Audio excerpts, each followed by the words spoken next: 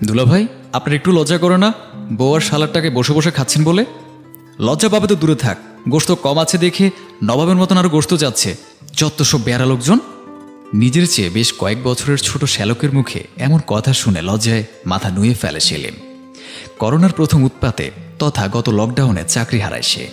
এই অবস্থায় বৃদ্ধা মাকে নিয়ে তার একমাত্র আশ্রয় চাকরিজীবী স্ত্রী আফসানার কাছে। সেলিম যে বসে বসে খেতে ইচ্ছুক তেমন কিন্তু নয়। চাকরি হারহামেশাই খুঁজে যাচ্ছে সে, কিন্তু চাকরির বাজারে কি আর মূল্য পাওয়া এত সহজ কথা? তারপর আবার দুদিন পর লকডাউন, শাটডাউন, কত কি। ক্ষমা করবে তন্ময়, আমি আসলে খেয়াল করিনি। নত নজরে কথাটা বলেই ভাতে পানি ঢেলে উঠে চলে যায় সেলিম। তার চোখ জোড়া টলমল করছে অশ্রুতে। ইচ্ছে করছে বুক ভাসিয়ে কেঁদে আল্লাহকে জিজ্ঞেস করতে কেন তাকে এমন অসহায় করে দিল।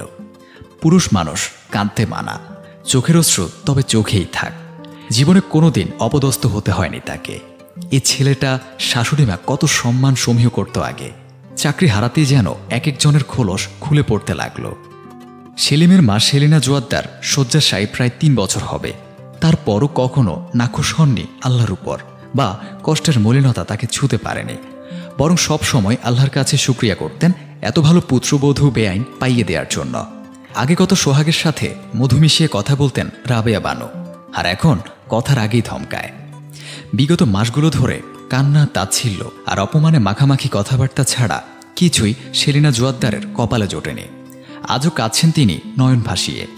শোবার ঘর থেকে ছেলেকে অপমান হতে শুনে কান্না যেন থামছেই না, যেন বর্ষণ নয় স্বয়ং বন্যা এসেছে তার চোখ জোড়ায়। কি এক নির্মম পরিহাস ভাগ্যের। আল্লাহ, কি পাপ করলাম আমি আমার ছেলে, যার জন্য এই দিন দেখাচ্ছ। জীবনে কোনোদিন কারো সামনে ঝুঁকাওনি, কারো শরণাপন্ন করনি, আজ তবে কেন?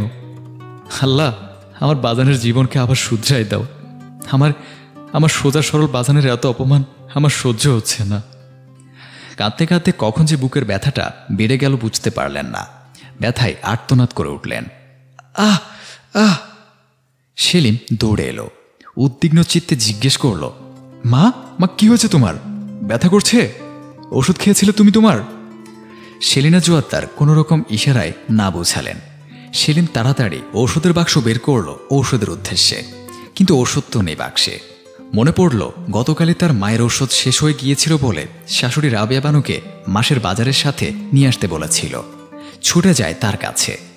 রাবেয়া বানু তখন ছেলে তন্ময়ের সাথে বসে আয়েশ করে ভাত খাচ্ছেন গরুর গোশত দিয়ে। মায়ের ওষুধ কোথায় আম্মা? কাল যে আপনাকে আনতে বলেছিলাম সেই ওষুধ। মায়ের ব্যথা উঠেছে, তাড়াতাড়ি বলুন। টাকা কম ছিল আর তন্ময়ের মাশরুম খেতে মন চাচ্ছিল, তাই সেই টাকা দিয়ে মাশরুম এনে ফেলেছি। চমকে উঠে সেলিম। সে ভেবেই পাচ্ছে না এতটা অমানবিক মানুষ কিভাবে হতে পারে। কারণ রাবেয়া বানু খুব ভালো করেই জানেন ঔষধটা কতটা জরুরি সেলিনা জোয়াদ্দারের স্বাস্থ্যের জন্য। আম্মা, আপনি তো জানেন ওই ওষুধটা মায়ের প্রতিদিন খাওয়া লাগে, না হলে সমস্যা হয়। আপনি কি করে অমানুষের মতন সামান্য শখ মেটানোর জন্য মায়ের ওষুধের টাকা খোয়ালেন? দুলাভাই, আপনার সাহস কি করে হয় আমার মাকে কথা শোনানোর? আমাদের টাকায় খাচ্ছেন, ভুলে যাবেন না। খেতে পারছেন তাই তো বেশি। লজ্জা আছে নাকি তন্ময়ীদের? পরের টাকায় বসে বসে খাচ্ছ মা ছেলে, আবার বড় বড় কথা। আর এমন ঢং করছো যেন এই মারা যাবে তোমার মা।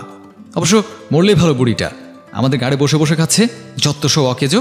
ওনার তো বিষ খেয়ে। মা একদম চুপ, অনেক বলেছ তুমি। পরিচিত নারী কণ্ঠ শুনে সচকিত হয়ে দরজার দিকে দৃষ্টি ঘুরায় সকলে। আফসানাকে এ সময়ে বাসায় দেখে সবাই কম বেশি অবাক।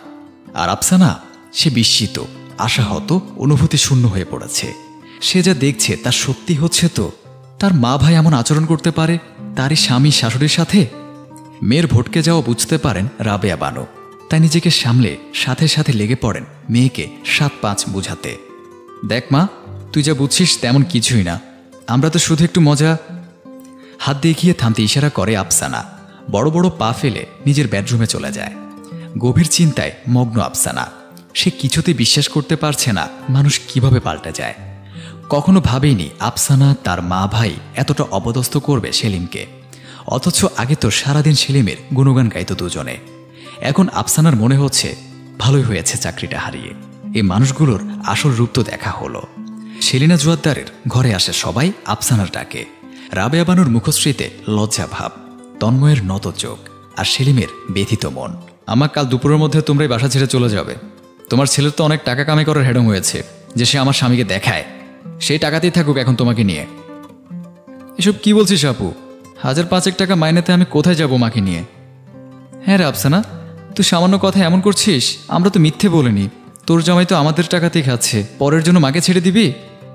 উত্তেজনা ও চিন্তা দেখা যায় রাবেয়া বানু ও তন্ময়ের চেহারাতে। বিদ্রুপার্থে হাসে আফসানা।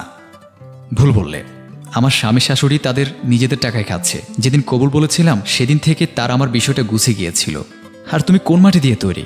আজ তোমার বড়ই বোঝা মনে হচ্ছে আমার পরিবারকে। কই, যখন তুমি তোমার স্বামী সন্তান সহ আমার আর আমার স্বামীর টাকায় খেতে, তখন নিজেকে বোঝা লাগেনি? আমার আর আমার স্বামীর বাসায় থাকতে এসেছিলে, এমনকি এখনও তুমি এখানেই থাকছো, তাতে বোঝা মনে হয়নি নিজেকে? বিষ খেতে মন চায়নি?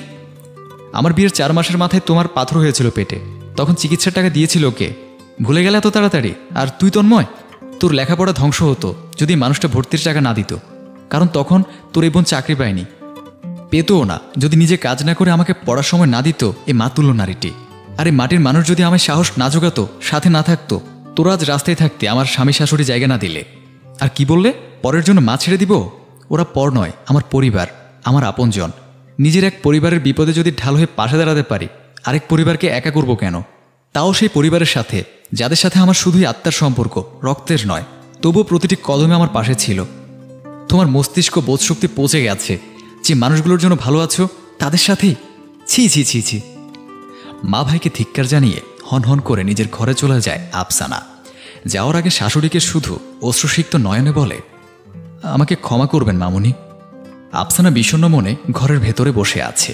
সেলিম তাকে আলতো স্পর্শে জড়িয়ে ধরে বলে, আমি সত্যি ভাগ্যবান তোমার মতো স্ত্রী পেয়ে। এখানে আমাকে মহান বানানোর কিছুই নেই। স্বামী স্ত্রী একে অপরের পরিপূরক। স্ত্রীর ঢাল যদি তার স্বামী হতে পারে, তবে স্বামীর অসহায় দিনগুলোতে স্ত্রী কেন তার দায় নিতে পারবে না? স্ত্রীর উত্তরে মন ভরে যায় সেলিমের। আজ সত্যি মনে হচ্ছে সেলিমের যে তারা একে অপরের পরিপূরক।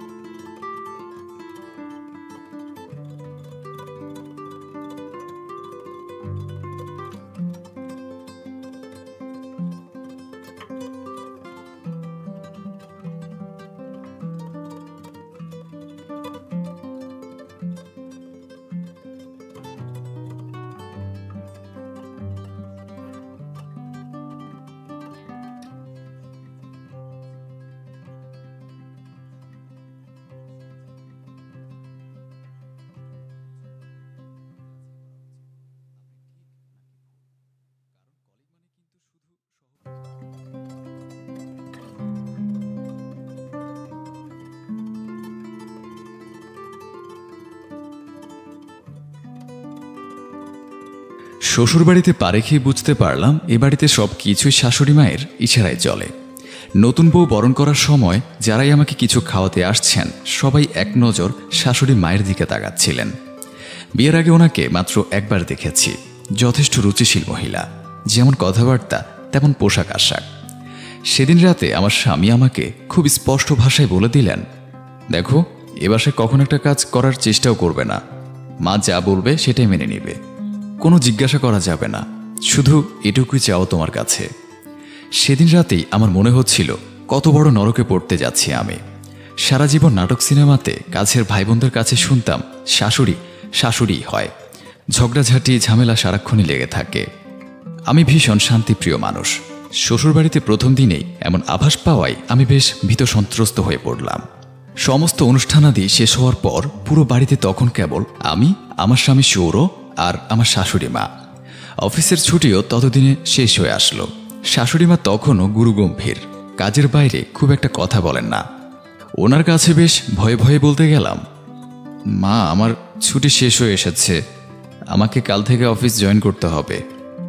তিনি সেরকম কোনো কথা না বলে বললেন, তোমার অফিসে কি লাঞ্চ দেয় নাকি আগে বাসা থেকে নিয়ে যেতে হয়? না মা, অফিসেই দেয়। ঠিক আছে, সাবধানে যাও, পৌঁছে আমাকে জানিও। আর শোনো, তোমার অফিসের ঠিকানাটা বিছানার পাশে রাখা আমার ডায়েরিতে লিখে দিয়ে যাও। রাতে বাসায় ফিরে তড়িঘড়ি করে রান্নাঘরে ঢুকতেই মা বলে উঠলেন, টেবিলে বসো, তোমরা খাবার দিচ্ছি, তাড়াতাড়ি খেয়ে শুয়ে পড়বে, তাহলে একটা লম্বা ঘুম হবে, না হয় অফিসে গিয়ে তো ঝিমুবে। মা, আমি অফিস থেকে ফিরে রান্না করব, আপনি রেস্ট করবেন, শুধু শুধু কষ্ট হবে আপনার। চাকরি করছো, পুরো মনোযোগটা ওখানেই দাও। সব কিছু সামলে নিতে চাইলে কোনোটাই খুব ভালো হবে না। তুমি মাঝে মধ্যে এটা ওটা করে খাওয়াতে চাইলে ছুটির দিনে করিও। যতদিন বেঁচে আছি এদিকটা তোমার ভাবতে হবে না। আমি অবাক হলাম শাশুড়ি মায়ের কথা শুনে। আমি ভাবলাম হয়তো নতুন, তাই মা আমায় কিছু করতে দিচ্ছেন না। কিন্তু ভাবনার ছেদ পড়ল। যখন বিয়ের 1 বছর পার হয়ে গেছে, এখনো রোজ অফিস থেকে ফিরলে মা খাবার রেডি করে টেবিলে সাজিয়ে রাখেন। ওনাকে আমি বুঝতে পারি না। ভীষণ শক্তপোক্ত মানুষ, খুব কম কথা বলেন, কিন্তু সব কিছু নিজ হাতে করেন। আমার বোঝার কোনো উপায় নেই আমি এ বাড়ির বউ নাকি মেয়ে। বেশ কদিন হলো অফিসে বেশ ঝামেলা চলছে। একদিন বাড়ি ফিরতে অনেক দেরি হয়ে গেল। আমিও কাজের চাপে বাসায় ফোন করে জানাতে ভুলে গেছি। বাড়ি ফিরতেই শাশুড়িমা বললেন, কতগুলো ফোন দিয়েছি তোমাকে, ফোন দিয়ে তো জানাতে পারতে তোমার দেরি হবে। মা, সরি, দেখিনি। তোমার না দেখার কারণে যে আমার কি পরিমাণ চিন্তা করতে হয়েছে সেটা তুমি বোঝো। এখন থেকে দেরি হলে আগে জানাবে আমায়। জি মা। এরকম ওভারটাইমে অফিসে সন্ধ্যায় নাস্তা দেয় তো? জি মা। এরপর কখনো অফিসে রাত হলে সব দিনই বাসায় ফিরে দেখতাম মা আর সৌর আমার জন্য না খেয়ে অপেক্ষা করতেন। বিয়ের প্রায় 2 বছর হয়ে যাচ্ছে। এমন একদিন আমার বাসায় আমার ফুফু শাশুড়ি এলেন। গল্পের এক ফাঁকে ফুফুর শাশুড়ি একটু খোঁচা মেরেই বললেন, বউখালি বাইরে কাম করলে চলবে, বাঁচে নিবে কবে? আমি ইতস্তত করতে করতে কিছু একটা বলবো, তখনই শাশুড়িমা বলে উঠলেন, দেখো রাহেলা, ওদের প্ল্যান অনুযায়ী যখন ইচ্ছে নেবে, আর সবচেয়ে বড় কথা, উপরওয়ালা যখন চাইবে তখনই হবে। যেছে যেছে এত গোপন কথা কাউকে জিজ্ঞেস করো না, ভালো দেখায় না। আমরা না হয় নিজের মানুষ, অন্য কাউকে বললে আবার লজ্জায় পড়তে পারো। মুহূর্তে ফুফু শাশুড়ির মুখ চুপসে গেল। তৎক্ষণাৎ তিনি বলে উঠলেন, ভাবি, বউরা তো মাথায় তুইল না, পরে যখন দেখবে না মুখ ঝামটা দিবে তখন বুঝবা। আমার বাড়ির বউ কি তোমাদের বাড়ির বউয়ের মতো ঘরের কাজের লোক নাকি যে আমায় দেখে রাখবে? তোমরা তো আজীবন আমার সাথে খারাপ ব্যবহার করেছ, পায়ে ঠেলে রেখেছ পুরো বাড়ির লোক মিলে। আমি না হয় আমার বউরে আদর দিয়ে মাথায় তুলে রাখি, দেখবে কিনা দেখবে সে আশা তো আমি করি না। বাড়ি ফিরে আমি ভাবছিলাম, এত শক্ত সামর্থ্য মানুষ, কি দারুণ ব্যক্তিত্ব। তার সাথে আবার কেউ খারাপ ব্যবহার করতে পারে, তাকে আবার কেউ কমেন্ট দিতে জানে। ভীষণ কৌতূহল বোধ থেকে বেশ সাহস সঞ্চয় করে মায়ের সাথে গল্প করতে করতে জিজ্ঞেস করলাম, মা, আপনার সংসার জীবন কেমন ছিল?